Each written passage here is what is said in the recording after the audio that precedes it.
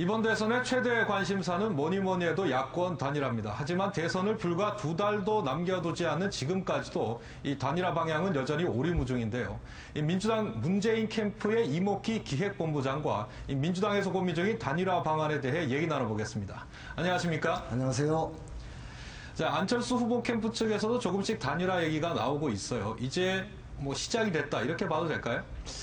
아니 그렇게 보기는 어려울 것 같습니다. 그동안 단일화 얘기에 아주 예민해하던 안철수 후보 캠프 측이 이제 조금씩 말을 하기 시작했다. 그러니까 이제 단일화 얘기를 그러니까 직접적으로 단일화를 논의하는 건 아니지만 단일화라는 얘기를 할 수 있는 그런 상황으로 오고 있다. 이렇게 말씀드리는 게 정확할 것 같습니다. 사실 이 단일화 문제는 민주당에서 굉장히 오랫동안 고민을 하지 않으셨습니까? 그렇습니다. 그렇다면 민주당이 생각하는 단일화 방안에 대한 구상도 있으실 것 같은데 좀 이 자리에서 좀 시원하게 얘기해 주실 수 없을까요? 뭐 단일화는 여러 가지 방법이 있을 수 있습니다. 예. 그러나 저는 또는 우리 캠프는 문재인 안철수 두 후보의 협상에 의해서 협의에 의해서 예. 단일화가 되는 것이 가장 좋은 방법이고 국민들로부터 아름다운 양보 등을 통해서 감동을 만들어낼 수 있는 단일화다 이렇게 생각합니다. 굳이 경선 같은 걸 거치지 않고 두 후보가 담판을 한다. 네, 그렇게 할 수 있다면 제일 좋은 길이다 이렇게 생각합니다.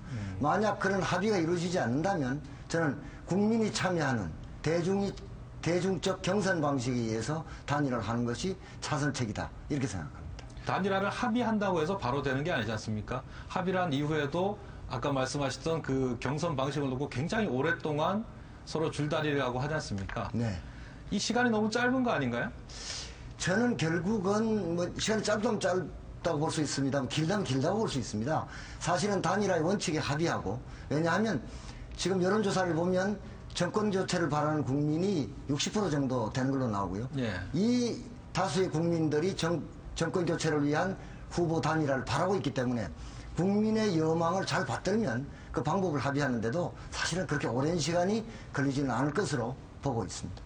다음 달 20일을 일단 시한으로 말씀을 하셨어요. 그렇습니다. 그 시한의 이유 또 넘기면 어떻게 되는지 좀 설명해 주시죠. 물론 사실은 25일, 26일 후보 등록을 하기 때문에요. 네. 뭐 그때까지 돼도 관계가 없습니다. 또 혹자가 말하기를 후보 등록한 다음에 단일화 되면 어떠냐고 하지만 그렇죠. 예. 이것을 바라는 국민들의 뜻을 생각하고 후보 등록 일정을 감안했을 때 늦어도 11월 20일까지는 단일화 되는 것이 맞고 그리고 국민의 기대에 부응하는 것이다. 이런 뜻에서 말씀드렸습니다. 근데 이 단일화의 접점이 바로 정치 쇄신 아니겠습니까? 얼마 전에 두 후보가 모두 정치 쇄신을 내놨는데 네. 좀 갈등이 있으신 것 같아요. 안 후보 측의 쇄신안 어떻게 평가하십니까? 글쎄 안철수 후보 또는 안철수 후보 캠프의 고민은 이해하겠습니다. 예. 그러나 그 쇄신안을 보면서 이게 과연 옳은 것인가? 예. 그 내용을 보면 어떤 내용에 대해서는 이게 실제로 될 수 있는 것인가? 이런 회의가 드는 부분들이 있고요. 예. 또 많은 민주주의를 바라고 정치개혁을 바라는 많은 전문가들이 어제 오늘 안철수 후보의 정치 쇄신안에 대해서 이러저러한 비판들을 하고 있는 것을 언론에서 많이 보고 있습니다. 안철수 후보 입장에서 보면 단일화를 위한 명분이 필요하지 않습니까? 그 명분이 바로 민주당이 변하는 게 될 텐데 네. 그 민주당이 변하는 모습을 보여주지 않은 상태에서 단일화를 한다. 안 후보가 나설 수 있을까요? 저는 이렇게 생각합니다. 국민들께서 평가하실 텐데요. 민주당은 그동안 많이 변화해왔다. 근데 지금 만들어진 용광로 선대위가 사실은 이전에 관행과는 전혀 다른 선대위를 지금 만들고 있지 않습니까? 이건 많이 변화했습니다.